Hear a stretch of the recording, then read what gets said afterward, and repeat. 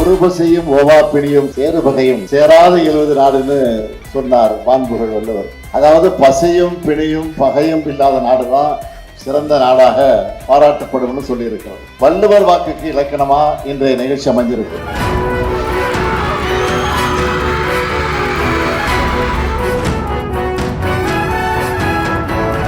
இங்கே வந்து குழந்தைங்க கூட உணவு சாப்பிட்ட உடனே இந்த குழந்தைங்க மாதிரி எனக்கும் எனர்ஜி வந்துருச்சு.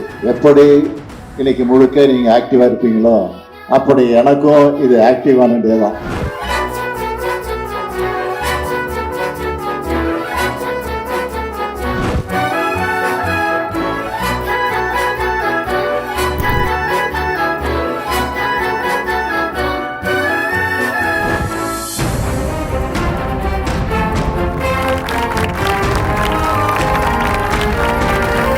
தமிழ்நாட்டில் செயல்படுகிற 37,416 அரசு மற்றும் அரசு உதவி பெறும் தொடக்க பள்ளிகளில் படிக்கக்கூடிய 20,59,000 மாணவர்கள் டெய்லி காலையில சூடா சுவையா சத்தா சாப்பிட்டு கிளாஸ் ரூமுக்குள்ள தெம்பா நுழைய போறாங்க.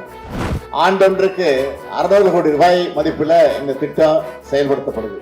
ஆனா இது செலவிட நான் சொல்ல மாட்டேன். இது ஒரு சூப்பரான சோசியல் இன்வெஸ்ட்மெண்ட். எதிர்காலத்துல நினைச்சு பார்க்க முடியாத அளவுக்கு பல மடங்கு லாபத்தை தமிழ் சமுதாயத்துக்கு தரப்போற முதலீடு. எந்நேரம் தமிழ்நாட்டு மாணவ செல்வங்களை நம்பி அவங்க திறமை மேல அறிவு மேல ஆற்றல் மேல நம்பிக்கை வச்சு தமிழ்நாடு அரசு இந்த முதலீட்டை செய்யறோம். நீங்க எல்லாரும் நல்லா படிச்சு முன்னேறி தமிழ்நாட்டோட வளர்ச்சிக்கும் உயர்வுக்கும் பணியாற்றினா அதுதான் இந்த திட்டத்தோட உண்மையான வெற்றி.